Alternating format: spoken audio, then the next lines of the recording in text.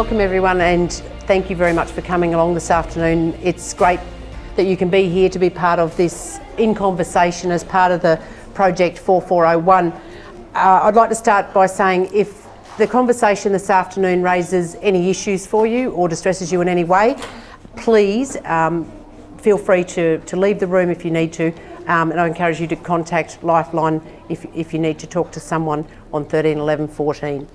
So I'll start this afternoon by just looking for a personal experience from each of our panel in relation to your personal experience with drought. So your experience, how it impacts on you as an individual, your business, and probably into the community. Stuart, if I can start with you.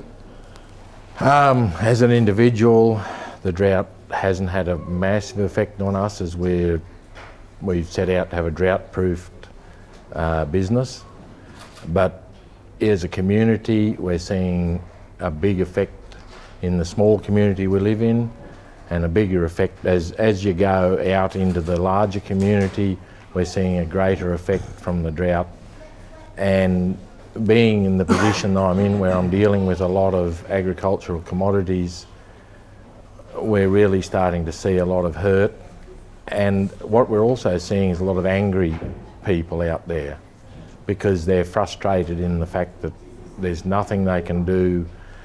The drought has become it's worse than a drought, it's become a natural disaster. So, and you know, I talked to someone the other day and they said, well, rurally there's no one we can go to, there's no one we can talk to, and that's where I'm starting to see the issue is that there is nowhere to go, there's no channels left open. Okay. And So seeing that impact on the wider community, we'll talk a little bit later a bit more about the policies and actions that we could possibly take. Peter, your perspective. Well, I guess we day to day run a dairy farm where we milk 250 cows every day. Our family's been doing that for 4 generations or something, so we have a reliance on a fair bit of fodder every day to feed the cows, which we normally have the capacity to grow in our own right. So we've sort of seen, I guess, 3 failed crops or three missed seasons now, and we're 100% reliant on bought-in feed at the moment. So I guess it's changed the way we approach business every day with regard to how we feed our stock and how we manage the day-to-day running of our farm. So look, there's some challenges with that, but I guess we're pretty committed to the long-term, being there to be there when the drought breaks and be in a position to continue moving forward. Yep. So having an impact on you personally, on the business as well. Do you Probably think more so on the business. Yeah. Do you think this is any worse than a previous drought in your experience, in your time on that farm? Yeah. Well, I mean, I've been there for 20 years, and we've had droughts before, but this is probably it goes beyond anything that we've been through before. So we've always got strategies in place for drought proofing our business, our feeding systems, and the way we have set our business up has put us in a position that we can continue to produce the same amount of milk every year, basically, irrespective of weather. But it's just, I guess it's rewriting the rule book with how we prepare in the future for another event like this. Yep. Mayor Paul Antonio. Yeah, well, in another life, I'm a farmer. We've got about 8,000 acres west of Woomera, and it's totally dry land, totally dependent on rain. And some of that land is good brigalow country, very good brigalow country actually. We think we're doing as good a practice as we possibly can. We've cut our numbers probably down to about 600 now, and we don't. The problem for my son who's running it is you don't know which way to go next. You don't know whether to sell your cows off and then have to buy them back at double the price or whatever it might be. It's been a tough time. We haven't used a header in 6 cropping cycles, but we've done well because we've got high quality Angus cattle and they sell particularly well. But it's getting to a stage now where I'm becoming rather concerned about where we're going. I'm feeling the pain in the community. We have never seen, and I've owned land, my family's owned land for around about the 100 years in that area. It's totally dependent on rainfall, and look, we're struggling. My son is running all that. We used to have staff, we don't have staff. We've cut everything. So it's tough, and the feeling that people get of being unable to provide for their family is one of the most difficult things that I think I've ever faced in my life. This is the worst drought I've seen. It will end one day soon, we know that, but you know, we've lost a couple of neighbours in recent times, not because of drought, I don't think, but for other reasons, and you know, it's tough out there. It is particularly tough. We are the food producers, you know, and I don't want to go too far, but there was a feedlot raided in our area just recently by people who don't believe in farming, basically in the way that we do it. That had a dramatic effect on the mental health of many, many people. Many, many people. The debate, even about climate change at this very point in time, I wish it could be moderated a little bit, because it is impacting people I know. They are very upset about it, and it's compounding the problem. So that was going to be another thing that I sort of led into, and Stuart, you might like to add to this. What are the other things? Obviously, drought is there. It's serious. What are some of the other things that are impacting? And Paul's touched on some of the things that he sees. Well, from QFF's point of view, like I've just come back from Brisbane. We've been in the Minister's office. We've been talking about compulsory water metering, which could cost farmers $20,000, $30,000, $50,000. We're dealing with reef regs in drought-stricken areas like Bundaberg and that sort of thing. We just discussed the Paradise Dam, what's happening there. We're talking about other places that are running out of water. I talked briefly to the Minister about climate change and a 16-year-old girl who is trying to run the world on climate change. You know, these are the sort of things, they're just frustrating people, and people at the moment are really just trying to make a living. You know, we're not getting much further than making a living at the moment. We're not putting fat away for any other time. If we can just get through this one, but we've got all these things coming over the top of us from different levels of government. And society in general. Yes, we need to start releasing that pressure a bit, because that pressure is really making some good farmers think long and hard about their future in farming and where they're going. Yep. Peter, you were nodding when Paul was speaking before about the vegan activism sort of impacting on livestock industries. Is there anything in particular that's impacting on your operation or other dairy operations that you see? Yeah, I think, you know, that thought in the back of your mind that you could be the next target has weighed pretty heavily on people. I was at a workplace health and safety workshop this morning in town, and it was part of the discussion there this morning was around, you know, just that kind of unrest, you know, that people were living with for some time, as to what if they turn up here, you know, and so how do we handle that? How does that, as a farmer and living on the farm with your family, and that, so what sort of pressure does that add on to you, as, you know, sort of almost the feeling like you're the protector of your family and that this could happen at any stage? Is that really adding another level of stress to you that you don't really need at this point with the drought? I guess it does. Probably, you know, everyone's different in the way they handle it, but probably I just kind of shut it out and, you know, sort of hope that it didn't happen. But at the same token, we did have a conversation around, you know, what do we do? And, you know, if that did broach our farm gate, well, we kind of had a plan in place, but we're able to leave it at that.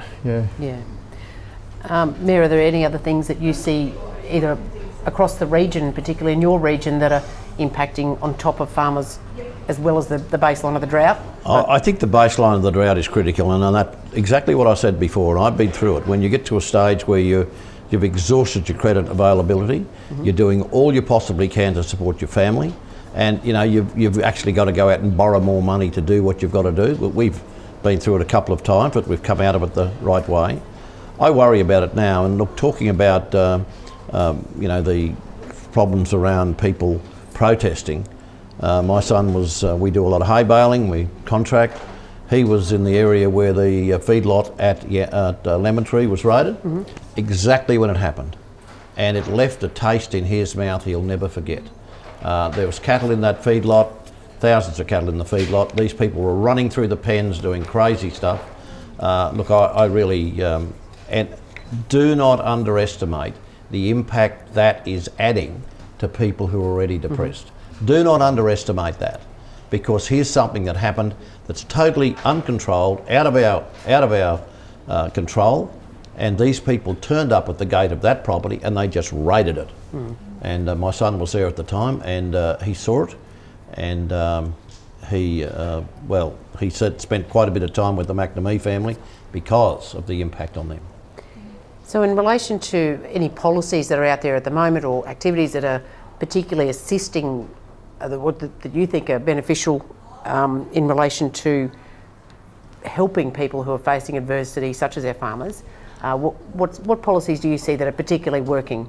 Well, from our own personal point of view, and you know, we don't have bags of money, despite what anyone may think, but we're allowing people who are impacted by drought just to park their rates.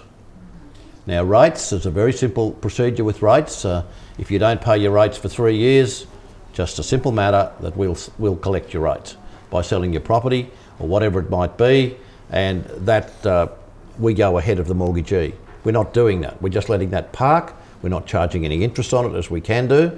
So that's what we're doing. But I think the critical thing is some of the things I'm reading about, and our media staff gave me some stuff today about the various barbecues that are being held. Mary, the kind of work that you do, I think we've got to make sure we protect our neighbours that we know, help them if we possibly can.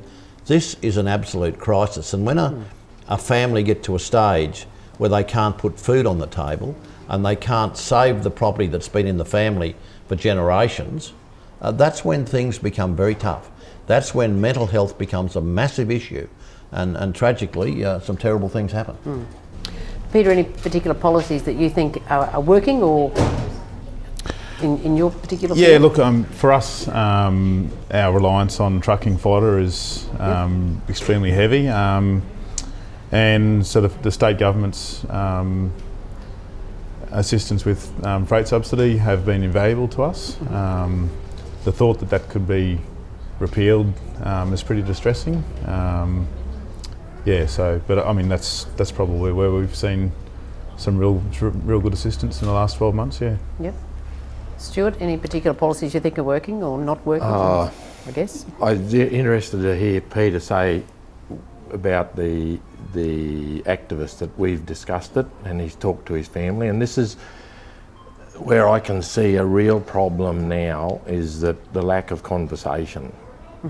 People, they've either let people go from their employment, so you're finding farmers are standing alone. Have they got the ability to even talk to their partners? Do they talk to their partners? So you're alone. This is where I think it's the worst, and I did a fair bit of work in the 10-11 flood time with ag, with depression, and it's when you're alone, you think you're alone, is the worst times. If you can, you've got to have an ability to talk to your partner. I like, it's all very easy to say, yeah, it's easy to talk to your wife or your partner, but it's the ability to be able to talk about everything that's going on. You know, we're not going to make an income this year. We're going to go behind with our debt. We're going to lose our cattle. You've got to be able to talk to someone about it. If you bottle that up, that just destroys you. And somehow we've got to be able to get something out there somehow so people will talk. What's happening now is that people are getting up in the morning, they got nothing to do. So they've got no cattle, or there's nothing, they're not farming. So there's nothing to do, So you got nothing, and they can't go to town. They don't want to go to town, they don't want to spend any money, they can't fix machinery, they don't want to spend money. So they start getting this isolation, and somehow we've got to get them out of this isolation. It's great to see all these people here. Somehow we've got to work together as a community and talk to these people and get them through. And somehow we've got to do that.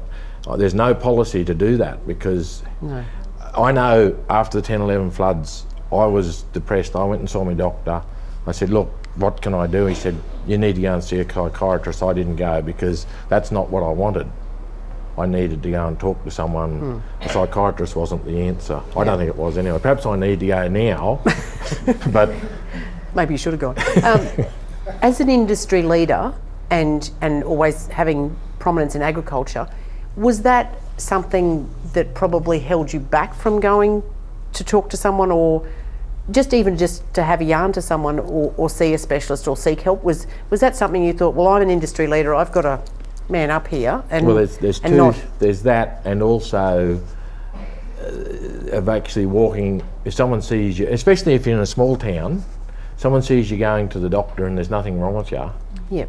Or someone sees you, or the doctor sees you, says, oh yeah, I'll send you to the psychiatrist, and the receptionist there and they're local and they see you writing out and they know, and then, oh mate, he's going to see a psychiatrist, you know. Yeah, well, one of the things I frequently say to rural men is, if you parked outside the pub, everyone would know what you were doing. If you park outside the doctor, everyone knows what you're doing. But I don't think people are as likely to walk up to a woman and say, what were you seeing the doctor for? But they will go and ask a bloke, because he obviously hasn't got a broken leg or something. What were you seeing the doctor about? But they're less likely to ask a female. So I think that's a bit more pressure on rural men as well. And that stops them going to see the person that can help them. Yeah, exactly. That's the worst thing. Yep. Men are probably their own worst enemy, you know, and it's endemic in each and every one of us. And I could tell you a 10-minute story, and I won't do it, but about my experience with prostate cancer. And I said, no, January it was obvious that I had it. I said, I've got to plant my wheat. I'm not going anywhere near a doctor until I've planted my wheat. And I did it, and on about the 28th of June, I went to the doctor, and and I was lucky. I was very blessed to actually have got through that. So in relation to, I guess, what we see in the media about drought and how it's depicted, or the hardships of the land, and particularly in relation to some of the extra things like the activism and that sort of stuff, do you think, I guess, how do you feel about how things are depicted in the media, Peter? Do you think that they're depicting the drought accurately? Is it helping or hindering what people are facing? Well, I think there's been some incredibly good coverage on the drought. I mean, I don't see everything that goes across the media channels, but yeah, I think it's difficult to really understand exactly the impact of the drought through a TV or, you know, across a social media photo. But, you know, look, I guess we do have those means of communicating our stories to people these days, and that's, I think, helpful. But yeah. Paul, do you have any thoughts on how adversity? I actually do, and I get a little offended sometimes that the advice that we see spread broadly across the TV screen about how farmers are destroying the land, and we're destroying this, we're destroying that. I've been answering quite a few letters lately from an activist group in Toowoomba, and I've invited them to come out to our property at Normera and have a look at the sustainable practices that we're doing now, that my son has actually instigated. I thought he was mad. I said nothing, thank God, because he was right. He was absolutely right in the way he's running that land, the things he's doing, the sustainability. But there are a lot of experts out there, and they bother people like me I've owned land since the day the man landed on the moon. I bought my first farm, and we've got 5 now.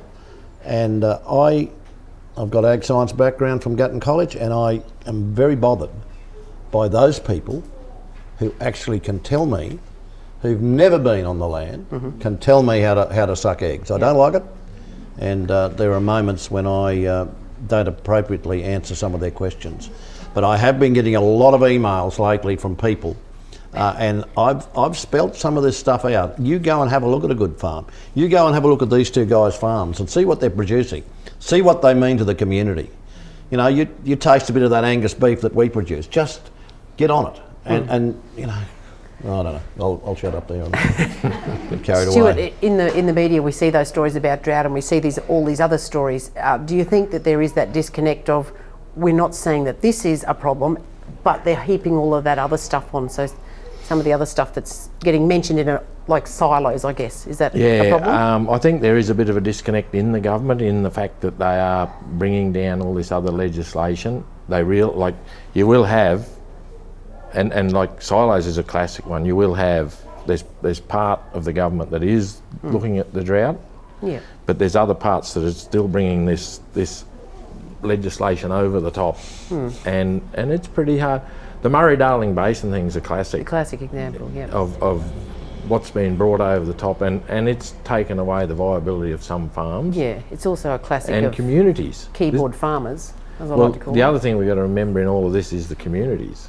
Exactly, yeah. That flow-on effect of the community. Yeah. Absolutely. Yeah, the communities are a big part of it. We go back to that conversation. If we don't have a community, then you've got nowhere to go to have a conversation. Well, you touched on it earlier when you said the farmers don't want to go to town because they don't want to spend money. So that has a flow-on effect to all of the small businesses. The bloke selling the tyres, the local fuel depot. They're not selling fuel because no one's working tractors and machinery, and no one's carting grain because there's no grain. And so that just flows right through the whole community. I guess in relation to our resilience and our mental health in rural areas, do you think it's productive that, people always say, oh, let's see the glass half full. Is that actually a good thing, do you think? Well, I think you've got to have a positive attitude to life, and one of the very early jobs that I did when I became the Mayor of Toowoomba was had a chat to the press. I'd seen what they'd done to the previous Mayor and with negativity and the former CEO, and I said, look, I'm going to be positive. How lucky are we to live in this place? How lucky are we, first of all, to live in Australia? And you add a lot when you suggest that we live in this area as well. We ought to be thankful that we live here. Drought is a terrible thing, and what I'm seeing in a community like Oakey and what you're doing here really makes my little heart flutter quite a bit, because Oakey is a resilient community. I've dealt with communities in local government for some 37 years or so. I've seen good and bad. I've seen communities that put their hand out and say, we're not going to do anything, you've got to help us. I've seen communities like your hometown of Cecil Plains, and I reckon it's an amazing community because it actually does, there's a lot of different people there from different backgrounds, and they all work together to make that community better. So I think it's having this gathering today is telling a story about Oakey, about telling a story about its resilience. I've seen the issues, and I've worked with people around the issues there are in Oakey, and I think you ought to be very, very proud of what you're doing today, very proud of yourselves as a community, and we know things will change, they'll come good. Yeah. Peter, with the glass half full, is that a good thing to always try and look for that glass half full, or is it actually masking our issues? Oh, look, I think it's pretty crucial for me, in the way I approach life, is that I've got to acknowledge the good things that we've got. If you always looked at the bad things, well, you'd have sold up and gone to the coast long ago. Yeah. But then there'd be something bad down there too. So, we absolutely do have a glass half full. There's a bit of dust in the water at the moment, let's say, but there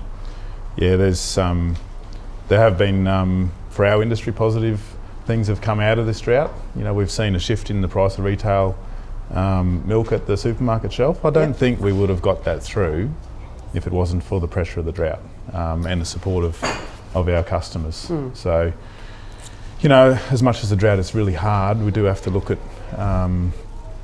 at what we can gain from it. We'll know better how to deal with the next drought from having lived through this one. So, That's really interesting that you find those positives out of the drought and and take that as well. Stuart, if you find any positives out of the drought? Well, we're going to learn a lot from this drought because it's the worst one we've ever had. There's some good farmers out there. Now, I just spent a few weeks on buses with farmers from all over Australia, and the lessons we can learn from sitting there with other farmers that are successfully getting through this drought. And this is the trouble with the media, and it's not always the media's problem, but they love to show a photo of the drought of a dead sheep or a dead kangaroo or a dry dam.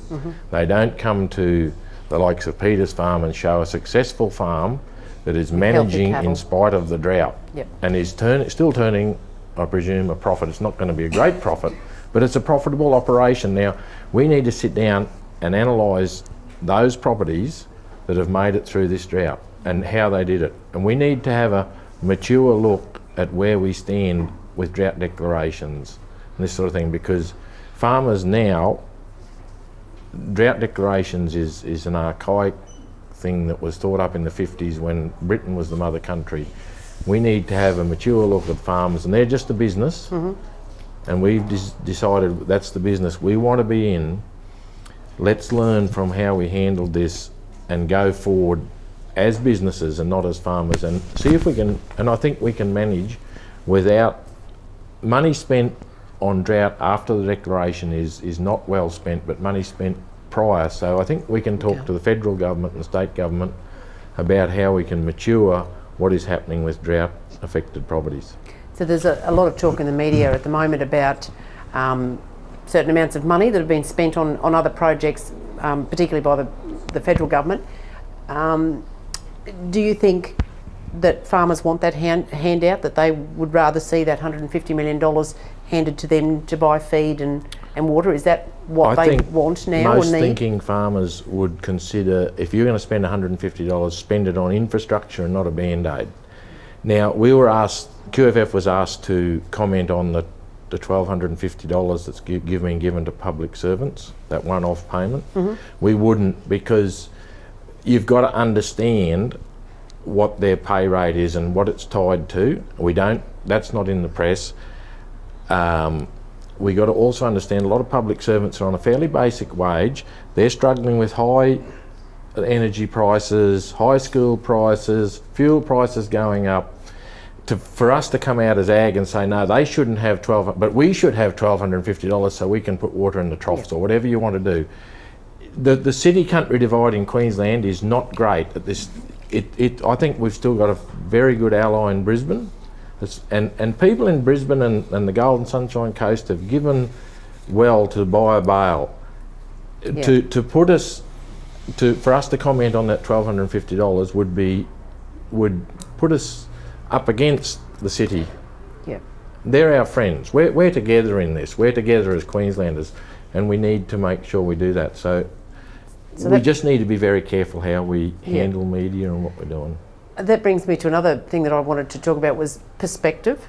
So, as you said, a lot of people are saying that the public servants don't deserve that money, but you're saying, well, we're not walking in their shoes, we don't know, so why do they not deserve it? So I guess does that have an impact across the community and your experiences in relation to what appears to be a big issue for someone is not necessarily an issue for someone else? So I'll give you an example. Last week in Bendigo, I had 120 men in the room, and I went around and I asked a couple, what's something that's been dumped in your emotional bucket, or what's putting pressure on you at the moment?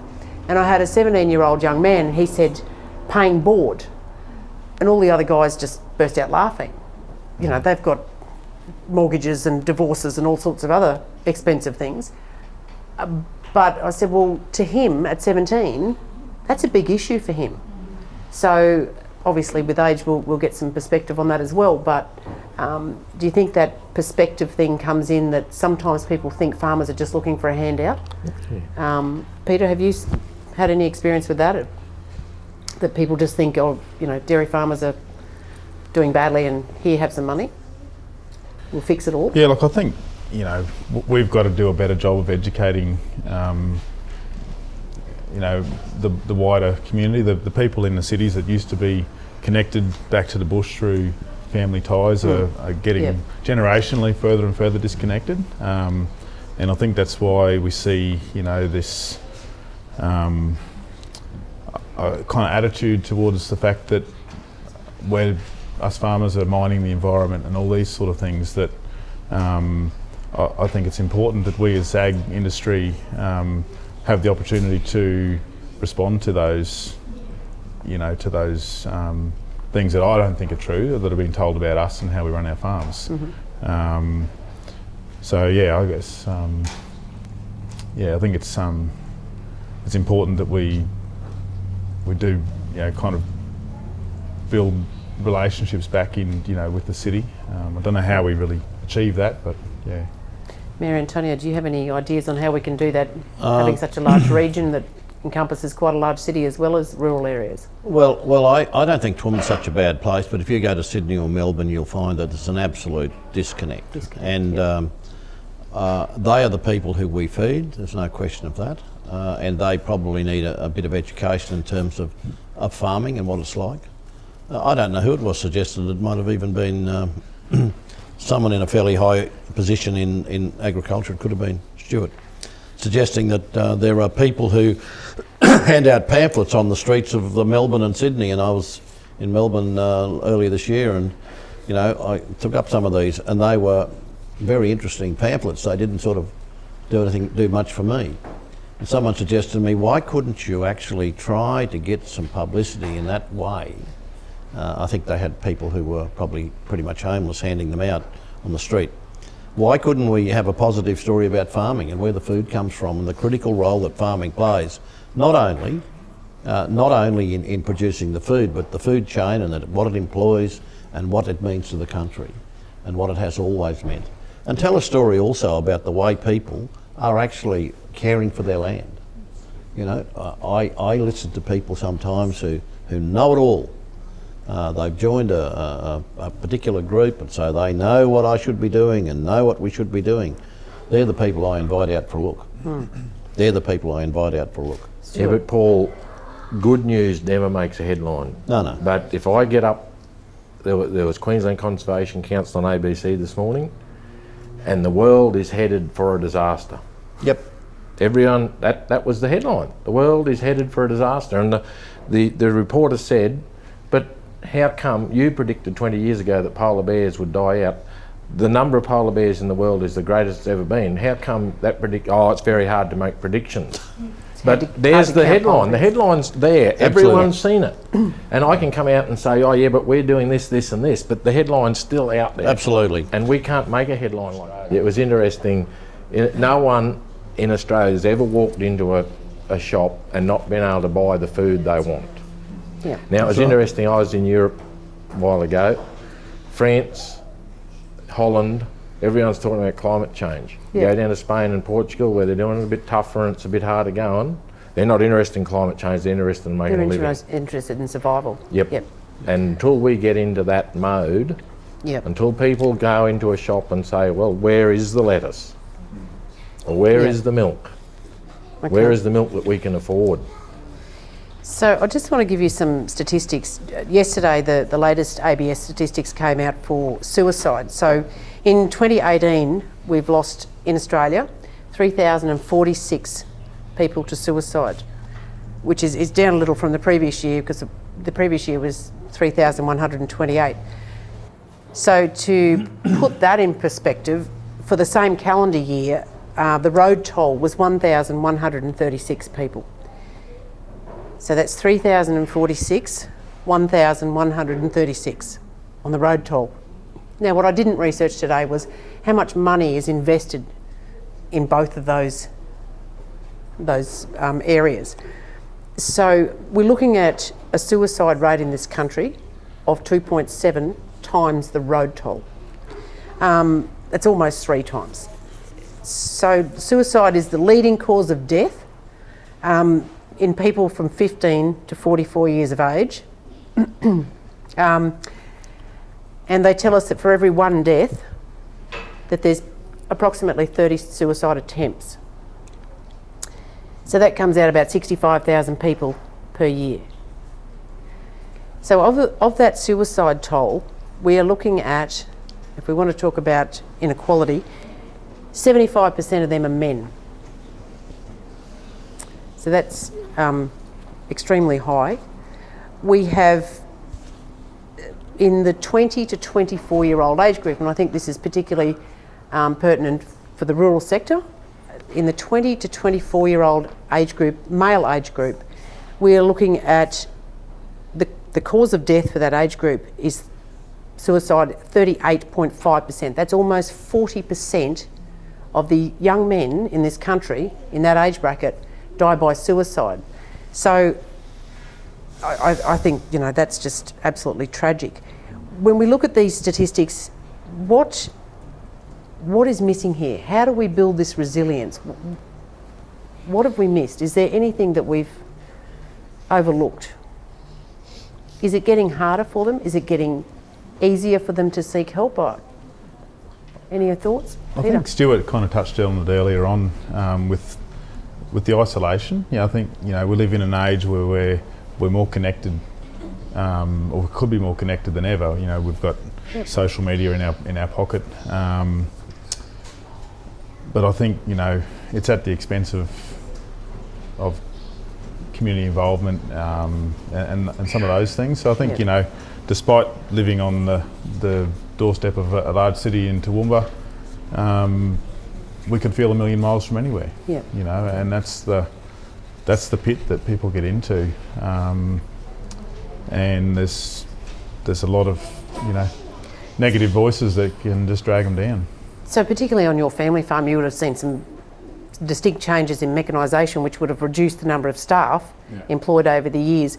And with the drought added on top of that, do you find yourself just shooting a mate a text rather than giving him a call, or do you find that all of those pressures and stuff, and you're alone on the farm now, that you're less likely to go and socialise or interact with other people than you probably would be in a normal good year?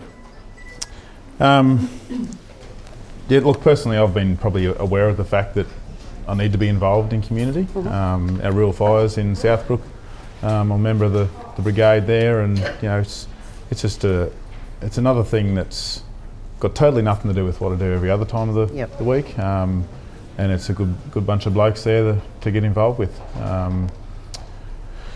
But yeah. Paul, have you got any advice for people on how to stay connected? Or Yeah, look, we were talking when about times are tough? glasses half full and glasses half empty, and some of the people that have been close to me that I've lost would appear as if the glass was half full, but they're hiding something. Very often people who actually take their lives, they don't want anyone to know they're on that journey, and that's one of the big problems. And that's people have got to be talking to people. Look, I don't know. It's getting terrible out there, and I'm isolated from the farm to a large degree. My son is doing all that, and he's fine. But I worry about him, and I worry about the long term, and I worry about even the effect on his two daughters, and the effect, and his wife, of what's happening out there. And when you reach that stage of near hopelessness, and as dryland farmers, it's not hard to get hopeless. We've missed 6 cropping cycles, although we've fed it off and we've done well out of that. But it's pretty tough out there at the moment. There's a lot of people who are really suffering, and I don't have all the answers, except that I think we should be watching everyone around us to make sure they're okay. Don't be afraid to ask someone. Don't be afraid to ring someone to see if they're okay. do you think I did it today, actually. Do you think that's one of the issues with country people, that they're constantly told that they're tough and they're resilient, and so everyone's telling them this? The media keeps telling them. The politicians stand up and say, country people are tough and resilient. What if they're not? What if that's stopping them from going, help, I need help? We're no different to anyone else. We're just normal people. Yep. But we pretend we're tough. Yep. We don't go to doctors, all that sort of stuff. We're from, I often tell people I'm from Captain's Mountain, I'm tough. It's not true. I guess, Excuse me for laughing. it's tough country, that Captain's Mountain. Do you think there's any other assumptions that people make, or society makes in general, about the rural sector that contribute to this?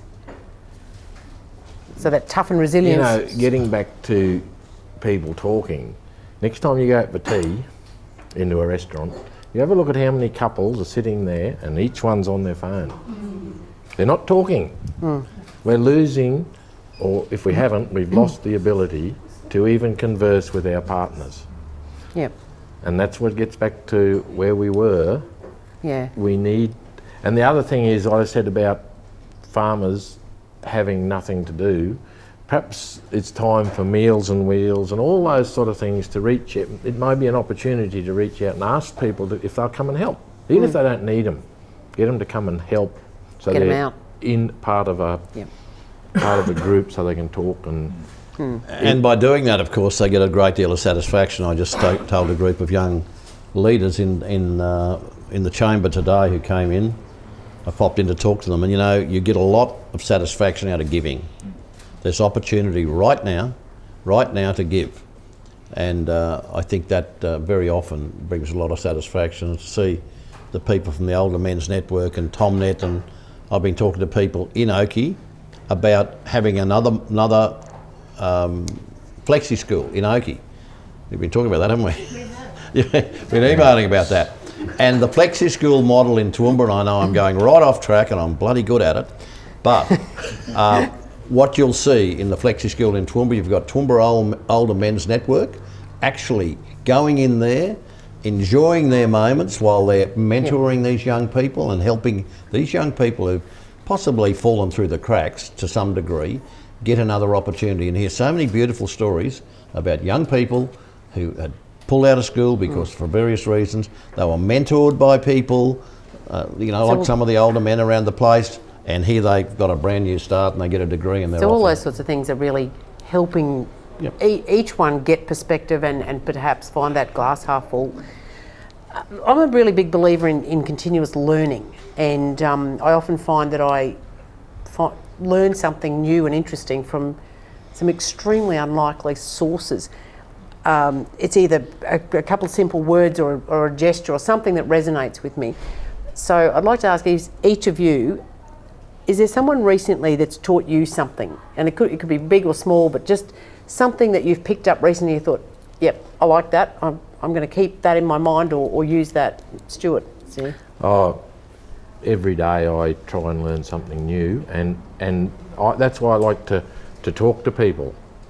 Sometimes I'm an introvert, and I've got to force myself into these situations, but if you don't, you just get worse and worse. So you get out there and talk to people and you learn. Now, the bloke in Toowoomba used to work at Vanderfield's, and I used to go and see him, and I'd learn stuff from him all the time. His life story was great, and he went and killed himself. He committed suicide. Yet he didn't realise how valuable he was to other people. Yep. And we're all valuable to other people. We've just got to get out there and talk to each other and make the most of... No, I can't tell you what I learnt today. I learnt a fair bit today, but... Peter, anything you've learnt from someone recently that... Yeah, I think one of the things that I've learnt, and I'm not always good at it, but when I am home with my family, I need to try to be present, not just home. I've got two boys, and they teach me that it's okay to laugh still. That's awesome. Just being with my family, and you just let go of everything else and have that bit of family time and teach me that it's okay to. Yeah, that can be really quite tough skill to master, that being present, isn't it? Do you find your children are mentors for you as well? Because that's what I've found. My kids. Yeah, well, one's 2.5. So but doesn't matter. But he's the main one that teaches me. Because he just loves hide and seek, and he loves a laugh. He's just such a character. My older son, he's 11, so he's starting to get handy. there. Yeah, he's getting pretty handy. Very handy. Yeah, that's right. Yeah, So, they give you a different outlook on life. For sure. That's what you need. That's right. Yeah.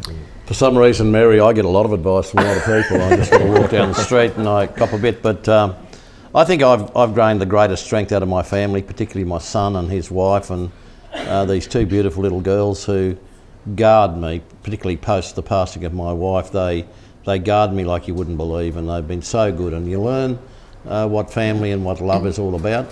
But when I reflect on my life, I would not be who I am today if it hadn't been for people. And you can look back now, people that gave you that little opportunity, people that mentored you when I was at Ag College, my dad who gave me good advice about a whole range of things. Didn't say much, didn't sit me down and talk to me for half an hour. It's just some of the things he said. And some of the opportunities that people have given me have made me who I am today.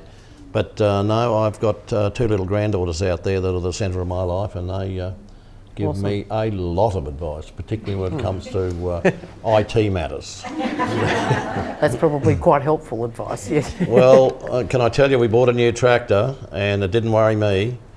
And I went out there one day and two little girls with furrowed brow were trying to talk to me. And finally they got me, and this is after my wife had passed away, and they said, Poppy, we've got a new tractor. It's got satellite tracking, it's got automatic steering, it's computer controlled. It's best that you don't touch it. Sage advice. True story. Sage advice.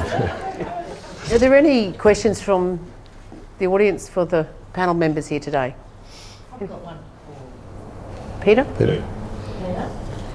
Would it be more beneficial for community to go directly to your dairy farm to purchase the milk? Yeah, look, I see a real opportunity for our local communities to get back to supporting our local. But at the moment, with current legislation with regard to the sale of unpasteurised milk, we cannot do it. So, but I kind of see ag almost going a full circle back to that time, maybe 40 years ago, where we had more regionalised production centres, and like getting on farm small scale pasteurisers not beyond possibility. So I can tell you now there have been thoughts go through the brain about how Some we of the can, local cooperatives too that used Yeah. to be historically, did a great job, kept Yeah. the money in the community. Doesn't happen now. So just a quick question to digress a bit on that, with that, the dollar milk thing, Yeah. how significant was that for your business with that change from the drought to that? So I think most people in the community are quite happy to pay extra for milk. Does that make a significant difference, or is it token to your business? Look, we absolutely know that the community supports us, and the community have told us time and time again that they want to see us succeed and be there, and they're happy to pay the appropriate price for the product to reflect its true value. Yep. And that's all we ask. We're not asking for the product to be priced out of the reach of normal people. Yep. But yeah, look, that shift away from dollar milk in the last 9 or 10 months since that's come to pass has been significant. And it certainly has helped us at the farm level. Yeah. It was one of the worst things I've ever seen big business do. It was one of the worst things I've ever seen big business do. It's a shame. It's just a tragedy that it even happened. Any other questions? That's about it. So just quickly before we finish, is there anything in particular today that we've talked about, any topic that you're going to think about when we go away from here? So just what's resonated with you today from the discussion? Is there one thing in particular that's stuck with you?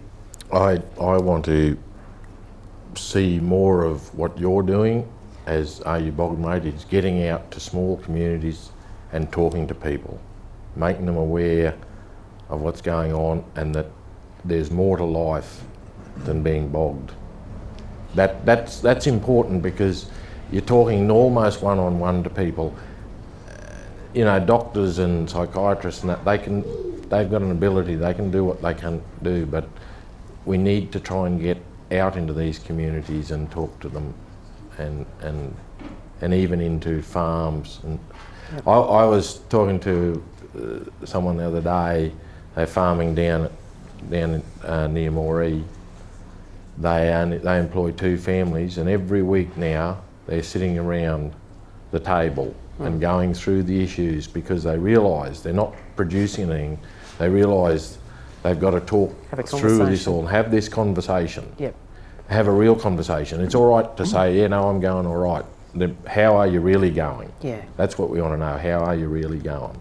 Peter, anything from you about today's conversation that you're going to think about later? Yeah, I think just definitely that staying connected, in life. Yep. Yeah, is something that we all have to do on purpose. I think it's pretty easy to kind of just slip into that dark place. Yeah. Yeah. Paul? I think it's the resilience of communities, and when I look at Oakey and what they've been through in recent years and what they're currently going through, I see a very resilient community, and we ought to be thankful for that. We see a toughness, and we need to, you know, the connection is so critical to build that resilience in a community, working together. You know, there are many stories out there, but there needs to be one message that comes out of this community, and that is, we're going to get through this. Yep, particularly for me, what I see is community is one of the things that Australians do best. Absolutely. And I think that's where our strengths are. So thank you all very much for being part of this discussion today, and we'll finish up there.